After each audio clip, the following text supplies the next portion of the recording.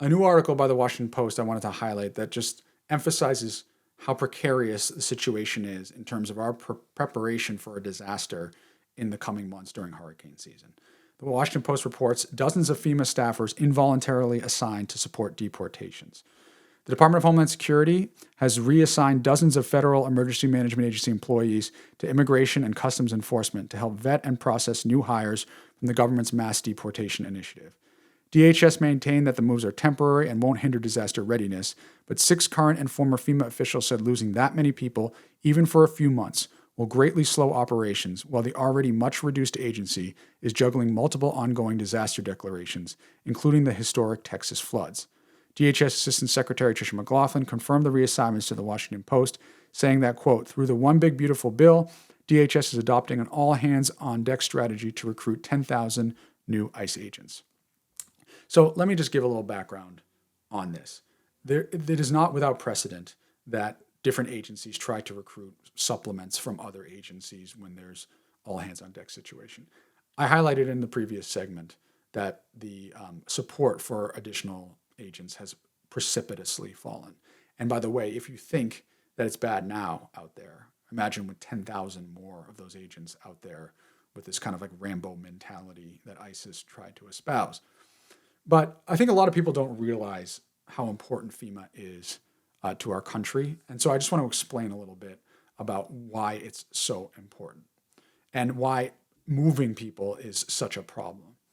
So here's how it typically works. If there is a disaster that is about to happen, this is the optimistic scenario when you know it's about to happen. A state can file an emergency declaration.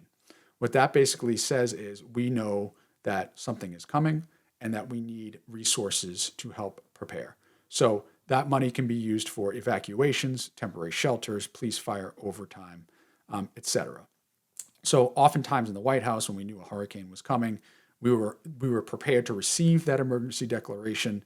There are things that are then done to quickly approve it and then sent back out so that the money can flow so that people can get ready to do that. There's a second thing that happens after a disaster. It's called a major disaster declaration. It allows to pay for those things that we talked about, plus things like housing help, grants, et cetera. So we saw this in North Carolina when we did work there, in Florida, et cetera. All of this stuff requires an incredibly nimble and collaborative approach with local officials. We did that in the Biden administration. We had great relationships with Republicans or Democrats. The president worked closely with Ron DeSantis, for example, in Florida. But what we have seen so far in this administration is that not holding water. For example, Axios published a story. Governors accused Trump of stalling disaster recovery. Multiple governors said they're being increasingly pushed to scrounge for disaster recovery money without the support they traditionally rely on from the federal government. The president has sole power to issue disaster declarations, but states are finding emergencies that would usually qualify for federal assistance are being slow-walked or denied. President Trump announced Sunday that he had signed a major disaster declaration, again, that's the latter bucket, to help free up federal resources for Kerr County, Texas, after devastating floods. Yet other state leaders say they were denied or still waiting for help. For example, the Trump administration denied a request by Jay Inslee, denied North Carolina Josh Stein's request for an extension of federal assistance for Hurricane Helene. Remember, this is the hurricane that Trump criticized the Biden administration for. They just denied an extension for further assistance. The administration even initially denied an April request for Arkansas Governor Sarah Huckabee Sanders. West Virginia Governor Patrick Morrisey said Tuesday that he is pushing for the Trump administration to grant a disaster declaration for 2 counties in his state after flash flooding.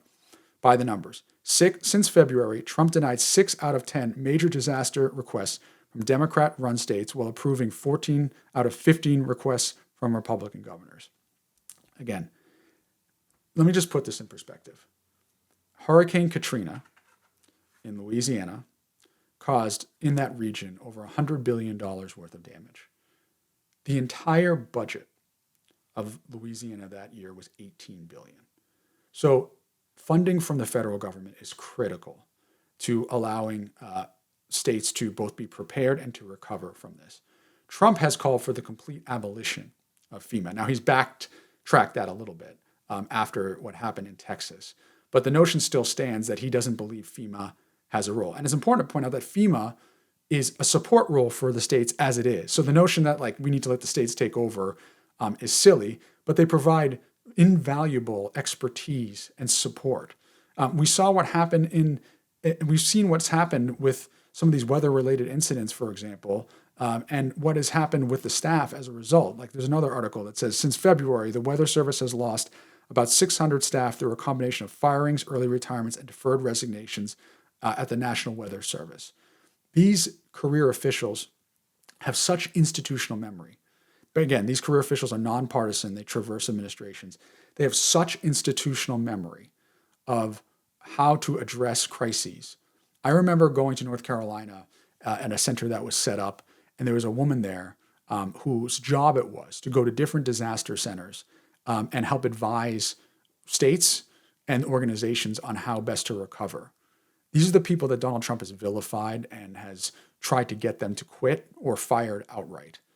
We're in the middle of hurricane season right now. We are not even remotely prepared for what is to come with further hurricanes. And with this kind of discord, I think we should all be concerned.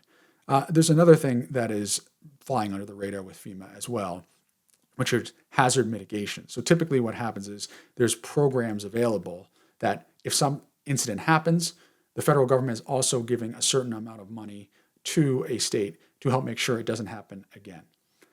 But President Trump has denied that universally so far. This is critical money for states to make sure that they are putting in the kind of safeguards to prevent disaster. This is the mentality of this administration, right?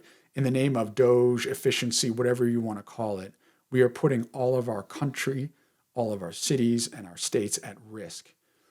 I don't know how this ends, but what I fear is that when the next hurricane hits, not only will there not be that collaborative support set up between the federal government and states, but that people will die as a result of not being prepared and in the name of efficiency, a lack of funding to be prepared for it.